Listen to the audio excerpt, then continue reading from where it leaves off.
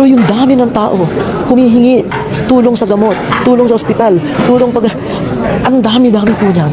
Kaya, anong nangyayari sa ating buwis? Yun ang dapat may accounting yung gobyerno sa atin eh. Wala eh. Wala. Hindi mo masabi.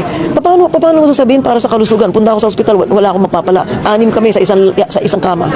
Ang iniintay ko, minsan 2 oras, 3 oras, hindi pa ako makakita ng doktor. So, anong klaseng serbisyo yan? Isang kontratista lang, 300 bilyon nang nawala eh. O, di ba?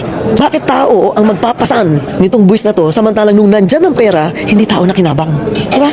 5,000 pesos. Kunyari, 5,000 pesos. Ang bibigyan mo ng ayuda, 20 million people. Gaano katagal yan? Uutang ka na naman para ibigay mo as ayuda? Isipin natin yan. Maaaring sobrang dami ng zero, hindi na natin pinapansin. Pero tayo pa rin na magbabayad yan. Yung ayuda binibigay sa iyo ngayon. Babayaran ng anak mo yan. Hindi libre yan.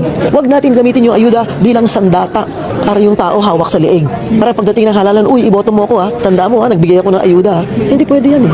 Dahil yung ayuda na binibigay mo ngayon, babayaran din niya yan. Huwag natin lolokohin yung tao.